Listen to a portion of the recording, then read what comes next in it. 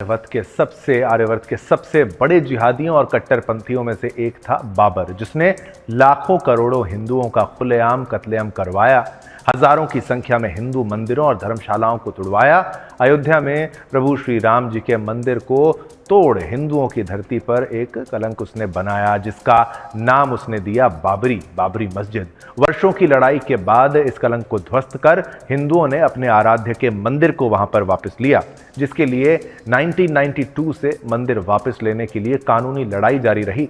लेकिन देश के कुछ गद्दारों और हिंदू विरोधियों को सुप्रीम कोर्ट का यह फैसला अब तक हजम नहीं हुआ है, क्योंकि इनका ना तो कानून से और ना ही संविधान से कोई सरोकार है। इनको संविधान से अधिक शरिया कानून पर यकीन है शायद, तभी ये बार बार छाती पीट पीट कर हाय बाबरी का राग अलापते हैं।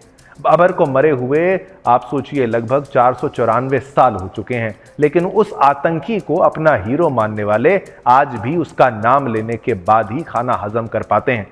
अब इस लिस्ट में टीएमसी के एक मुस्लिम नेता ने ये राग अलाप कर अपना नाम भी उसी लिस्ट में दर्ज करा लिया है। उस विधायक का नाम है हुमायूं कबीर। ये हमेशा से सुर्खियां बटोरने के लिए हिंदुओं को धमकी देता रहा है, हिंदू आस्था पर प्रहार करता रहा है, लेकिन इस बार इसने मुस्लिम वोट बैंक पाने के लिए एक अलग ही हथकंडा अपनाया है। हुमायूं ने कहा है कि वो पश्चिम बंगाल के मुर्शिदाबाद में नई बाबरी मस्जिद का निर्माण कराएगा। अपने विवादास्पद बयानों को लेकर हुमायूं कबीर लगातार चर्चा में बना रहता है।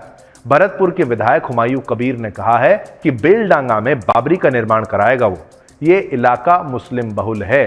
बेलडांगा में बाबरी मस्जिद बनाने के ऐलान करने के बाद हुमायूं कबीर ने कहा है कि वो इस मस्जिद को बनाने के लिए 1 करोड़ रुपए भी देगा। इस प्रस्ताव पर काम शुरू हो गया है। इसकी नींव 6 दिसंबर 2025 को रखी जाएगी। इसके साथ ही चेतावनी भरे अंदाज में हुमायूं ने कहा कि बंगाल में मुस्लिम आबादी 30% है और मुर्शिदाबाद में 70% मुसलमान हैं। राज्य सरकार ने मुसलमान समुदाय की भावनाओं और अधिकारों पर विशेष ध्यान दिया है। भरतपुर के विधायक हुमायूं कबीर ने बहरामपुर क्षेत्रों के मदरसों यानी अध्यक्षों और सचिवों सहित 100 से अधिक सदस्यों वाली एक बाबरी मस्जिद ट्रस्ट बनाने का भी ऐलान किया।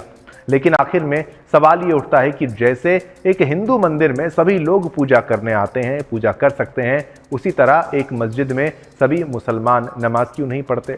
और क्योंकि अगर मुस्लिम एक मस्जिद में नमाज पढ़ सकते तो फिर शियाओं की मस्जिद अलग ना होती, सुन्नियों की मस्जिद अलग ना होती, अहमदियों की मस्जिद अलग ना होती। लेकिन देश के साथ साथ विश्व में कई ऐसे देश हैं जहां शिया की मस्जिद में सुन्नी नहीं जा सकते और सुन्नियों की मस्जिद में शिया नहीं जा सकते। तो जिस बाबरी का निर्माण बंगाल में टीएमसी का विधायक हुमायूं करवाने का प्लान कर रहा है, उस मस्जिद में आखिर कौन जाएगा? क्या वहां पर सुन्नी मुसलमान जाएगा या शिया मुसलमान जाएगा? सूफी जाएगा या अहमदिया जाएगा? वहाबी जाएगा, सलाफी जाएगा, बरेलवी, देवबंदी? किसकी होगी ये बाबरी मस्जिद? इसके बारे में भी हुमायूं को बताना चाहिए, क्योंकि ये वो हुमायूं है जिसने 2011 के बंगाल विधानसभा चुनाव में मुस्लिम वोट बैंक के लिए खुलेआम, यह आरोप है उसके ऊपर कि उसने खुलेआम हिंदुओं को धमकी दी थी। यह आरोप उस पर यह भी है कि हुमायूं ने कहा था कि 2 घंटे के अंदर तुमको काटकर गंगा में नहीं फेंक दिया तो यहां से भाग जाऊंगा। ये याद रखना, ये उसके द्वारा कहा गया है। मुर्शिदाबाद में तुम लोग 70% हो, तुम लोग 30% हो और हम लोग 70% हैं। इसके बाद फिर हुमायूं ने कानून संविधान को ताक पर रखकर 2024 में फिर ये धमकी दी।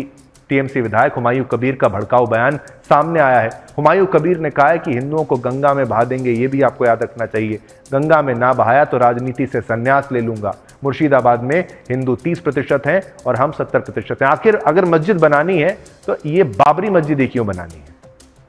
পশ্চিম বাংলায় প্রায় 34% মুসলমান, তাদের যে আবেগ, তাদের যে মাথা উঁচু করে পশ্চিম বাংলায় বসবাস করার গণতান্ত্রিক অধিকার, সেই অধিকার নিয়ে আমি এখান থেকে একটা প্রস্তাব এই সরুলিয়া মাদ্রাসার কমিটির কাছে রাখছি। পয়সার কোনো অভাব হবে না, শুধু বেলডাঙ্গা এই সরুলিয়া ये प्रस्ताव मैं रखा जो बेलडांगा में कोई बाबरी मस्जिद का प्रतिष्ठा होना चाहिए। तो अगले साल 2025 में 6 दिसंबर आएगी।